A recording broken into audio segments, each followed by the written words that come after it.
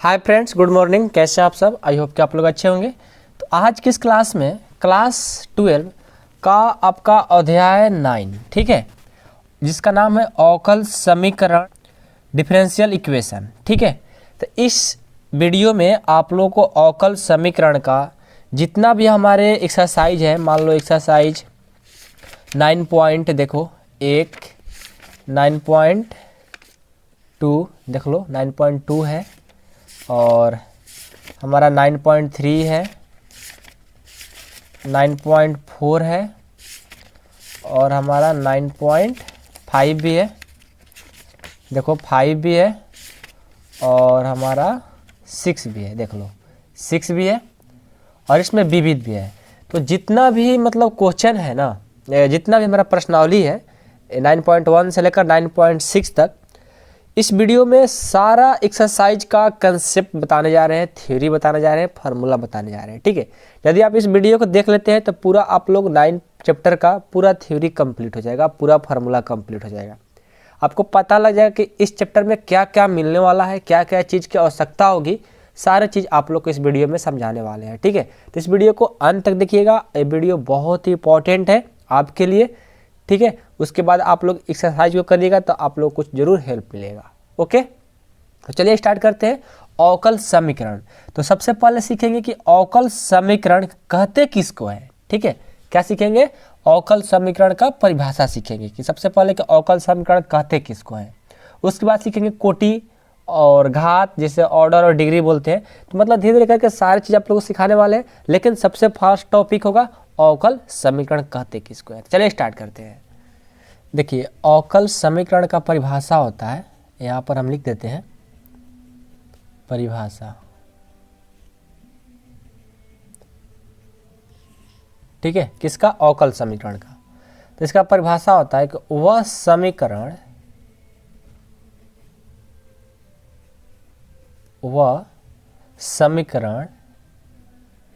जो दिए गए चर मान x तथा y के अवकलन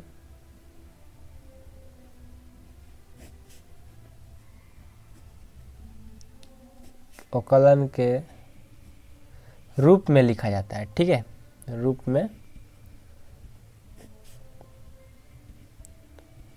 लिखा जाता है, उसे अवकल समीकरण कहते हैं, ठीक है, समीकरण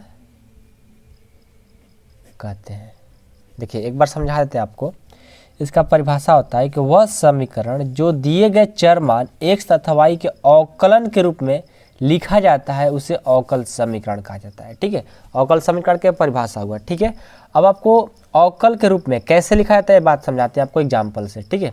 कुछ एग्जाम्पल ले लीजिए और उससे आपको समझाने की हम कोशिश करेंगे। जैसे मान लो कि dy/dx बराबर, इसको क्या लिख सकते हो? fx। इसको क्या बोलते हैं? अवकलन, ठीक है। इसको देखो हम क्या लिख सकते हैं, ये dy/dx है ना, ये dy/dx को आप इस तरह से लिख सकते हो d1 करके, ठीक है। और f1x है तो इसको लिख सकते हो y डैश। अभी आपको इसके बारे में आप लोग को जरूर समझाएंगे, ठीक है, ताकि आप लोग को समझ में आ जाए। जैसे मान लो एक क्वेश्चन ले लेते हैं, या एग्जाम्पल ये मान लो, फर्स्ट एग्जाम्पल कि dy/dx अब प्लस x बराबर 0 दिया गया है। तो इसको हम अवकल समीकरण में कैसे लिखेंगे, ये बात आपको बता रहे हैं, ठीक है। देखो आप इसको ऐसे भी लिख सकते हो, ये dy/dx है ना, इसको हम क्या लिख सकते हैं? देखो y डैश भी लिख सकते हैं, अब प्लस x जो कहते हो बराबर 0, ये भी लिख सकते हैं। या आप इसको ऐसे भी लिख सकते हो, ये dy/dx को आप ऐसे भी लिख सकते हो y1 अब प्लस x बराबर 0। आप ऐसे लिख सकते हो, या इसको ऐसे भी लिख सकते हो, या इसको ऐसे भी लिख सकते हो। बात समझ में आ रहा है? जैसे मान लो एक और एग्जाम्पल लेते हैं सेकेंड। ऐसे आप लोग को अवकलन में बताए थे सारे चीज़, ठीक है। डी² y/dx डी एक्स स्क्वायर अब प्लस एम एक्स है अब बराबर 0। ठीक है, तो यहाँ से क्या हो जाएगा, D square Y by D X square को क्या ले सकते हो, इसको आप ऐसे भी ले सकते हो, वाई के पावर डबल डैश लगा दो। क्या लगा दो, वाई के पावर डबल डैश, मतलब डबल डैश यहाँ लगा देंगे तो समझ जाना कि D square Y by D X square मतलब 2 बार अवकलन हो रहा है। आप प्लस इसको तो जो कहते हो बराबर 0, या आप इसको ऐसे भी लिख सकते हो y2 करने का मतलब इसको 2 बार अवकलन हो रहा है तो एम एक्स बराबर 0। तो इसको आप ऐसे भी लिख सकते हो, इसको आप ऐसे भी लिख सकते हो, ये आपको लिखने का एक तरीका है। ठीक है, तो आपको अब समझ में आ गया होगा कि अवकलन समीकरण कहते किसको है, अवकल समीकरण कहते किसको है। तो वह समीकरण जो दिए गए चर मान x तथा y के अवकलन के रूप में हो, अवकलन के रूप में लिखा जाता है, उसे अवकलन समीकरण कहते हैं। ठीक है, अब देखिए आपको सिखाएंगे, इसी का टॉपिक है, अब आपको सिखाएंगे कि अवकलन समीकरण का कोटि और घात क्या होता है, जिसको इंग्लिश में बोलते हैं ऑर्डर और डिग्री। ठीक है, तो इस टॉपिक को भी पढ़ लीजिए, ये टॉपिक बहुत इंपॉर्टेंट है, हमारे एग्जाम में भी इससे 2-3 प्रश्न हमेशा पूछे जाते हैं। जैसे दिया रहेगा, लिख देते हैं अच्छे से कि दिए गए अवकलन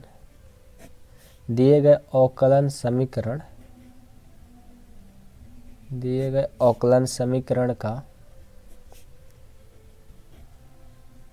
कोटि एवं घात, इसका पूरा हम टॉपिक लिखवाते हैं। ठीक है, अच्छे से कि दिए गए अवकलन समीकरण कोटि और घात कैसे बताएंगे। तो देखिए पहले आपको अच्छे से डिफिनेशन लिखवाते हैं कि किसी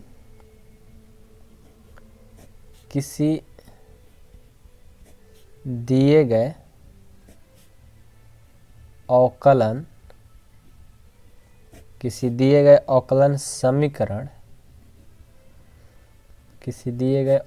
समीकरण को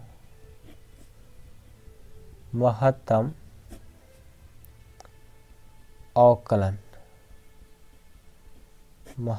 अवकलन की संख्या को क्या बोलेंगे, को हम बोलते हैं ऑर्डर। क्या बोलते हैं, ऑर्डर कहा जाता है, ऑर्डर कहा जाता है। तथा कोटि पर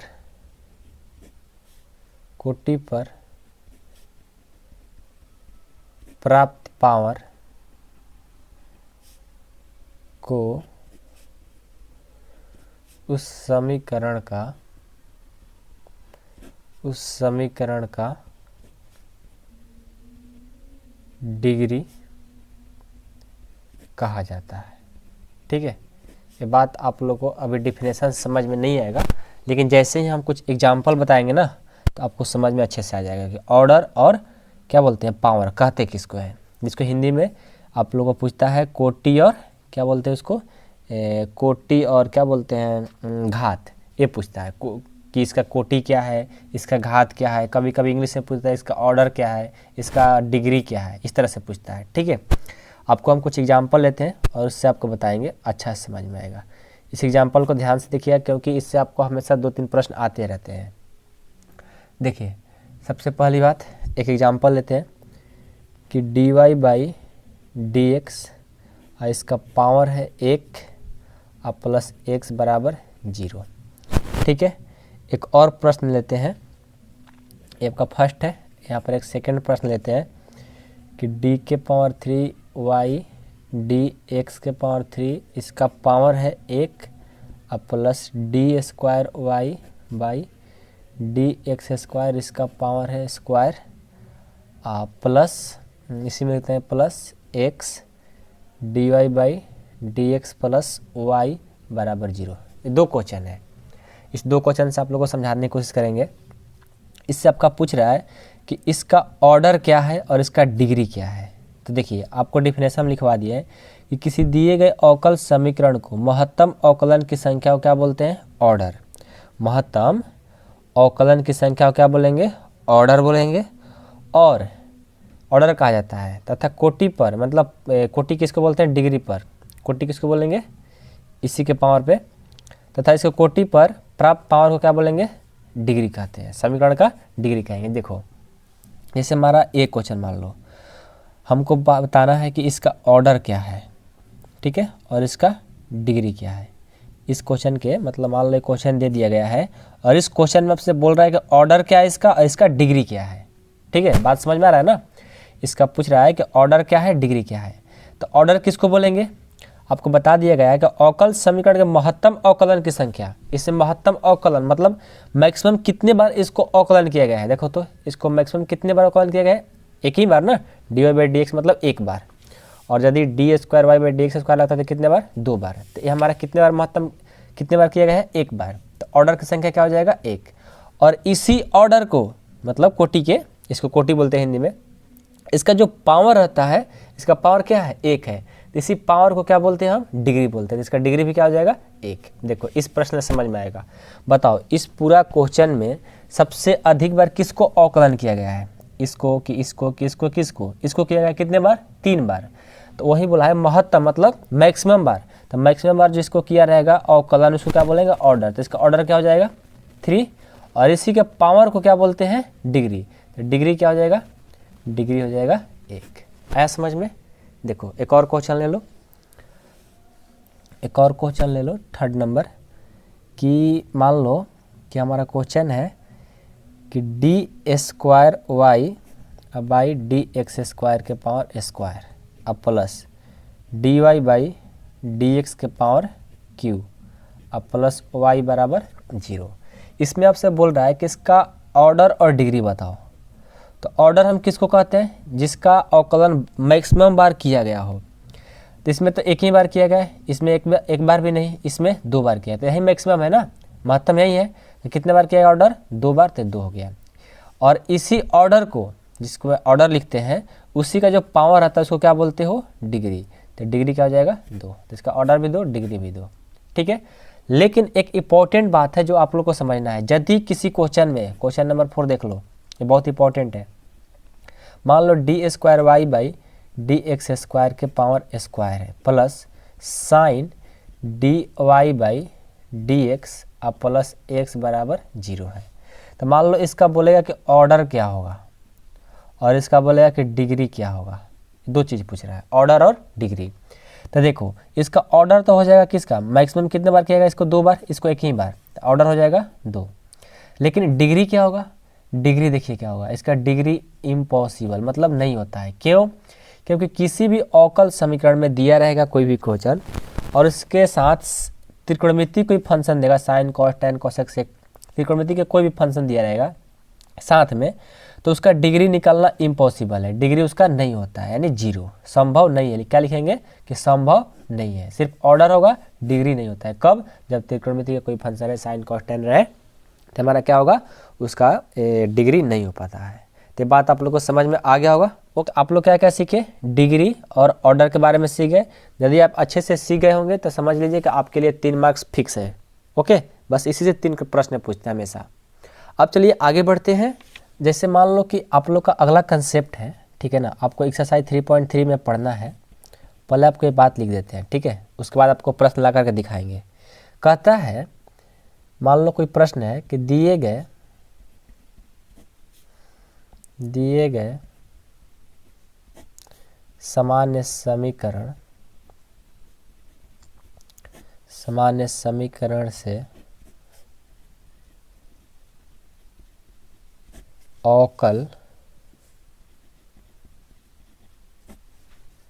प्राप्त करने पर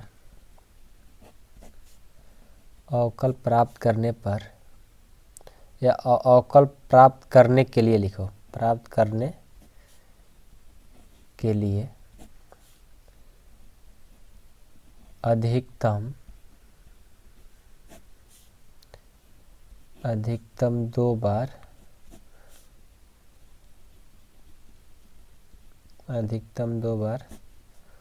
अवकलन की क्रिया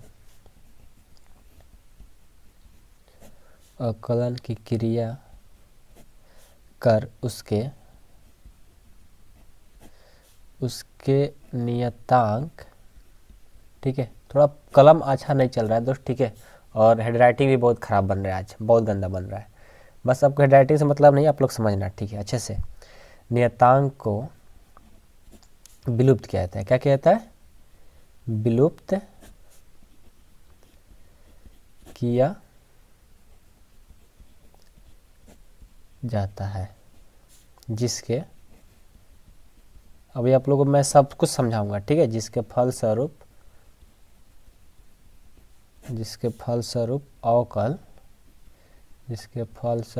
अवकल समीकरण क्या होता है, प्राप्त होता है। अवकल समीकरण प्राप्त होता है, ठीक है। जैसे ले लो, कोई क्वेश्चन ले लेते हैं, ठीक है। जैसे क्वेश्चन ले लिए कि एक्स स्क्वायर अब प्लस वाई स्क्वायर बराबर ए स्क्वायर। इस प्रश्न पर समझिएगा, ठीक है। क्या बोले हम कि दिए गए सामान्य समीकरण से अवकल प्राप्त करने के लिए अधिकतम 2 बार अवकलन की क्रिया करके उसके नियतांक को विलुप्त किया जाता है, जिसके फलस्वरूप अवकल समीकरण प्राप्त होता है। जैसे देखिए, कोई भी मान लो सामान्य समीकरण है, एक सामान्य समीकरण है। जब ये हमारा समीकरण दिया रहता है, जब मान लो कि इसमें कोई क्या बोलते हैं, आपको कोई नियतांक दिया है, जैसे मान लो ए स्क्वायर क्या है, नियतांक है, तो नियतांक दिया है। इस नियतांक को हटाने के लिए हम मैक्सिमम कितने बार अवकलन कर सकते हैं, इसको 2 बार अवकलन करके इसको हटा सकते हैं। मतलब एक थ्योरी कहता है कि मान लो कोई सामान्य समीकरण दिया रहेगा, उसका अवकल समीकरण प्राप्त करना होगा, तो इसको हम कम से कम 2 बार, अधिकतम 2 बार अवकलन प्राप्त करके इसको नियतांक को हटा देंगे और हमारा अवकल समीकरण प्राप्त हो जाएगा। एक बार भी कर दोगे तो ठीक है, लेकिन मैक्सिमम 2 बार करना है, 3 बार करने की जरूरत नहीं है। तो कैसे करेंगे, देखो आपको समझाते हैं। इसको अवकलन करेंगे किसके सापेक्ष, एक्स है ना, एक्स के सापेक्ष अवकलन कर दो। एक्स के सापेक्ष इसको सॉल्व कर रहे हैं, ठीक है। एक्स के सापेक्ष अवकलन करने पर, क्यों कर रहे हैं, क्योंकि अवकल समीकरण प्राप्त करना है। अवकलन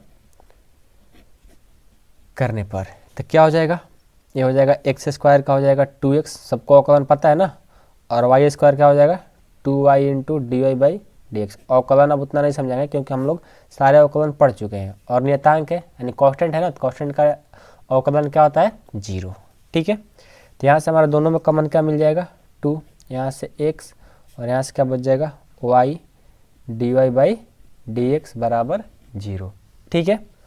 अब देखो ये 2 क्या है, गुना कर देगा तो भाग कर देगा, तो क्या बच जाएगा हमारा बच जाएगा x plus Y into D Y by D X बराबर 0, क्योंकि 0 में 2 से भाग देंगे तो 0 ही आएगा। तो आप इसको ऐसे लिख सकते हो, y into D Y by D X अब प्लस एक्स अब बराबर 0। यही हमारा क्या हो गया, अवकल समीकरण हो गया, ठीक है। तो आई होप कि आप लोग के बात समझ में आ रहा होगा, ठीक है। बहुत इंपॉर्टेंट है कि कोई भी सामान्य समीकरण दिया रहेगा, उसको हम नियतांक को विलुप्त करते हैं। मैक्सिमम उसको कितने बार अवकलन कर सकते हैं, 2 बार, और विलुप्त करके हम अवकल समीकरण प्राप्त कर सकते हैं। ओके, तो आई होप आप लोग को समझ में आया होगा। अगला हम देखते हैं, अगला टॉपिक है, अगला हमारा देखिए टॉपिक है कुछ इंपॉर्टेंट फार्मूला है, जिसको नोट करके लिख लीजिए, ठीक है, जो कि आप लोग क्लास 11th में ही पढ़ना था और कभी भी ये पूछ सकता है फार्मूला आपके बोर्ड एग्जाम में भी। क्या फार्मूला है, फर्स्ट है कि X square plus A square बराबर, एक्स स्क्वायर ए स्क्वायर नहीं वाई स्क्वायर लिखिए, गलत हो रहा है, X square plus Y square बराबर ए स्क्वायर वृत्त का क्या है, वृत्त का समीकरण है। पता है ना, 11th क्लास में आप लोग पढ़े होंगे। अब ये चीज़ हमारे डायरेक्ट एग्जाम में भी कभी कभी पूछ सकता है। वृत्त का क्या है, समीकरण है जिसका, ये फार्मूला ही है, समझ लेना, ठीक है, याद कर लेना। जिसका केंद्र क्या होता है, जिसका केंद्र 0,0 एवं त्रिज्या, इसका त्रिज्या क्या होता है, त्रिज्या होता है, त्रिज्या ऐसे लिख लो ए होता है, त्रिज्या हमारा क्या होता है, ए होता है, ए, ठीक है ना। और दूसरा फार्मूला है कि x माइनस एच का होल स्क्वायर अब प्लस वाई माइनस के का होल स्क्वायर अब बराबर ए स्क्वायर। ए क्या है, वृत्त का समीकरण है, वृत्त का समीकरण है, और जिसका केंद्र क्या होगा, जिसका केंद्र होगा क्या होगा, एच कोमा के, और त्रिज्या क्या हो जाएगा, त्रिज्या हमारा ये हो जाएगा। अब आप बोलोगे सर ये क्यों पढ़ा रहे हो 11th क्लास का? देखो जब आप सॉल्व करोगे ना इस एक्सरसाइज को 9 चैप्टर में सॉल्व करोगे 9.4 9.5 9.6 तो इसमें हमारे काम आ सकते हैं। ठीक है, ये फार्मूला बहुत इंपॉर्टेंट है, याद रहेगा तभी आप बना पाओगे। अगला है कि वाई स्क्वायर बराबर 4ax, जहाँ पर x अक्ष के अनुरूप, ठीक है, x अक्ष के अनुरूप क्या है, ये हमारा परवलय का परवलय का क्या है, समीकरण है। परवलय का क्या समीकरण है, जिसका होता है एक्स स्क्वायर बराबर 4ay और ये क्या है y अक्ष के, ठीक है, y अक्ष के अनुरूप परवलय का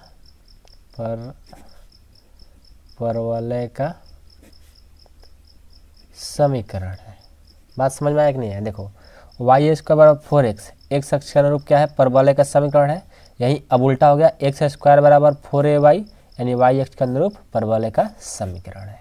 ठीक है, और दो है, दो नहीं और तीन है, 4 हुआ ना, 3 हुआ ना, 4 नंबर देखो होता है कि दीर्घवृत्त का समीकरण। ठीक है, दीर्घवृत्त का समीकरण। देखो दीर्घवृत्त का समीकरण होता है X square by A square अब plus Y square by B square बराबर 1। इसका अगला है 5वां अति परवलय का समीकरण। अति परवलय का समीकरण, अति परवलय का समीकरण क्या होता है, ये होता है X square by A square minus Y square by B square बराबर 1 होता है। 6वां है कि मूल बिंदु से होकर जाने वाली रेखा का समीकरण है। ये भी आप लोगों को पता होगा ऐसे तो, मूल बिंदु से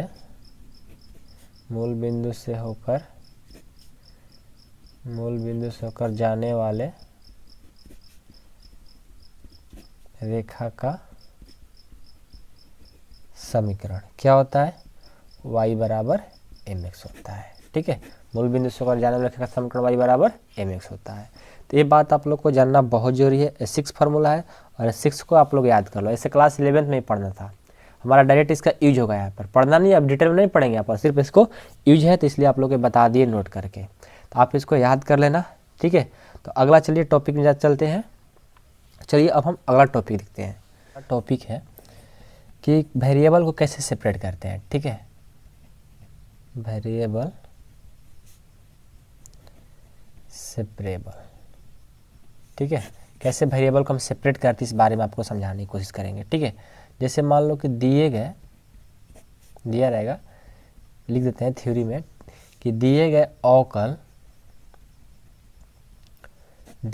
अवकल समीकरण में, दिए गए अवकल समीकरण में x के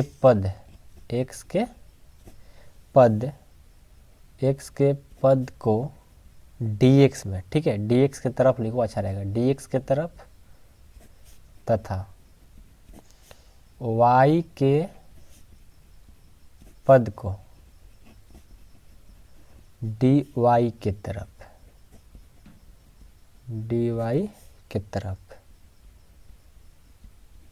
अलग अलग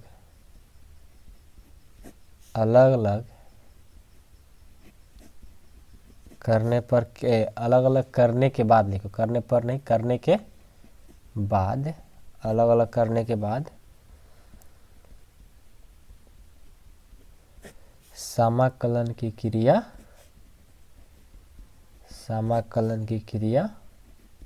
की जाती है।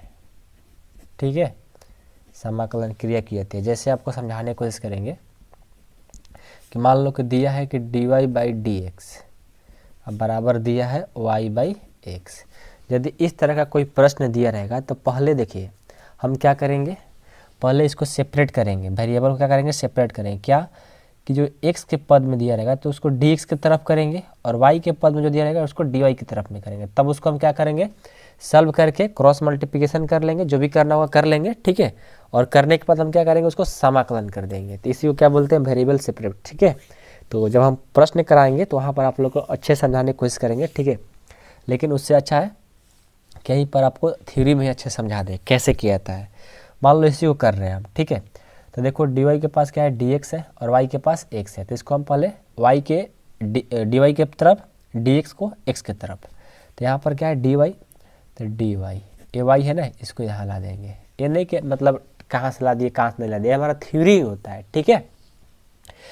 अब चलो एक्स है ना, एक्स को क्या करेंगे डी एक्स की तरफ कर लेंगे, डी एक्स बाई एक्स हो गया। अब इसको क्या करेंगे, ऐसे करते ही हम दोनों तरफ क्या करेंगे, समाकलन लेने पर क्या लिखेंगे, समाकलन करने पर समाकलन कर दो, डी वाई बाई वाई अब बराबर है समाकलन D x by D X, ठीक है।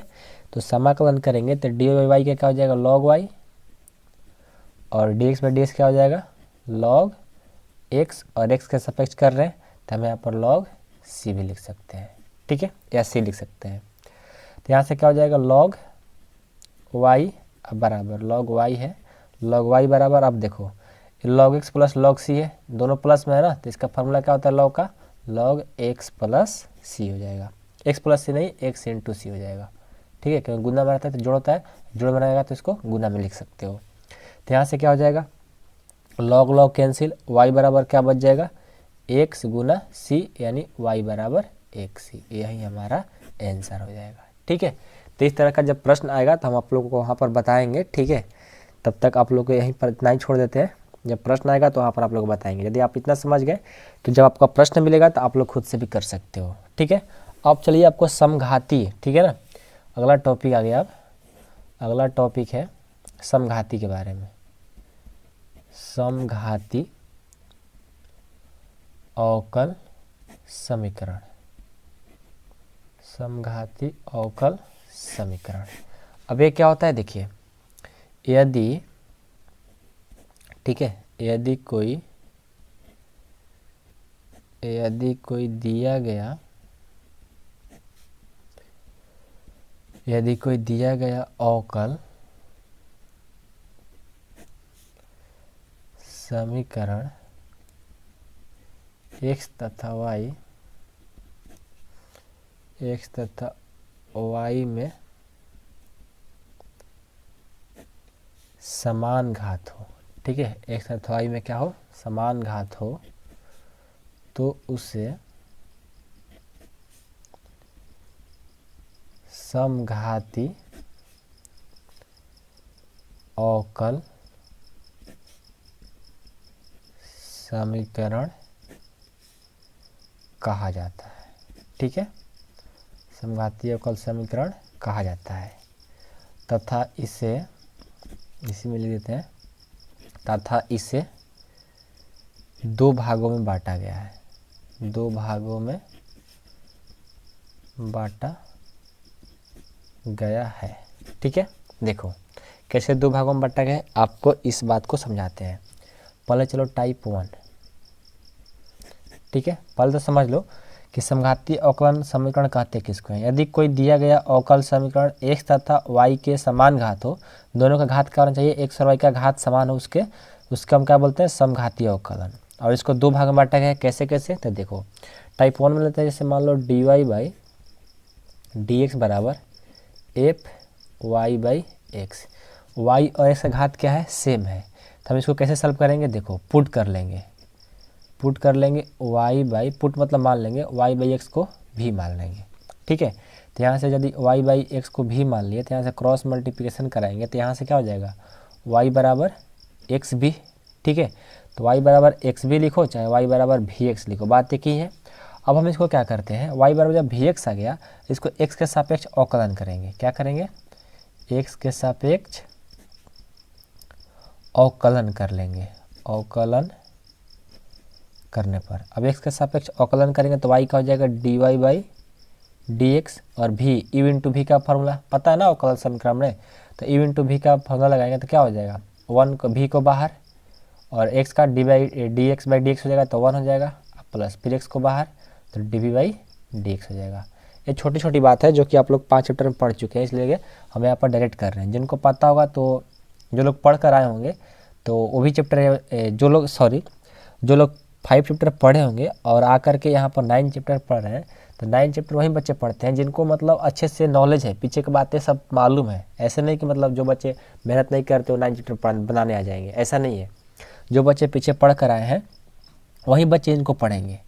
तो आई होप कि आप लोग के सारे चीज़ समझ में आ रहा होगा। यदि इसको इवन टू भी पता तो यही होगा, ठीक है ना, क्योंकि आप लोग पढ़ने वाले बच्चे इसलिए आप लोग को डायरेक्ट कर दिए, ठीक है। तो यहाँ से क्या हो जाएगा, D Y by D X बराबर भी plus X into D V by D X, ठीक है। तो देखो हम इस तरह से क्या करेंगे, तोड़ देंगे। कब, जब समघातीय अवकलन रहेगा, मान लो y और x का घात समान होगा तो इसको भी मान लेंगे, भी मान कर इस तरह से आगे सॉल्व करते हुए चले जाएंगे, ठीक है।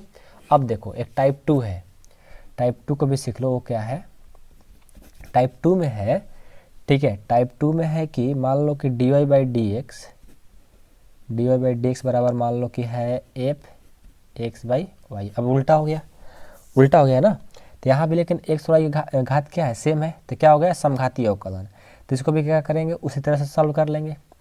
तो क्या करते हैं, इसको पुट कि एक्स बाई वाई को भी मान लिए, ठीक है। बस डिफरेंट कुछ नहीं है।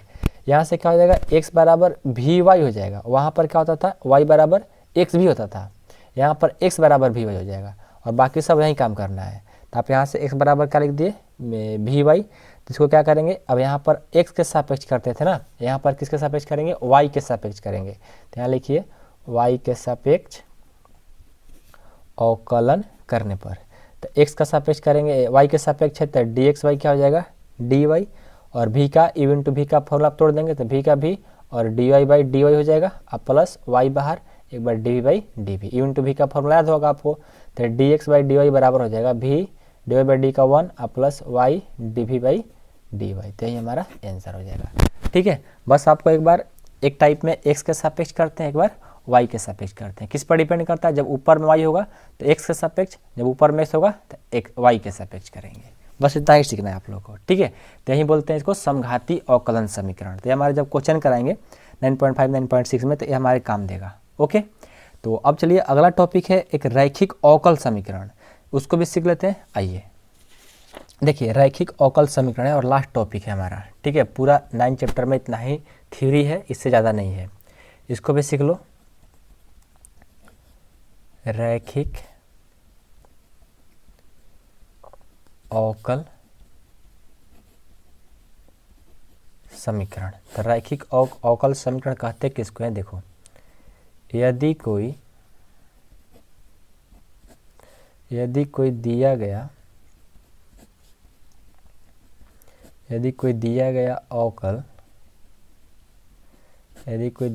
अवकल समीकरण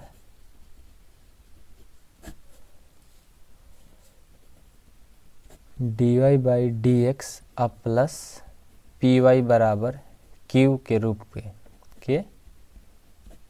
में हो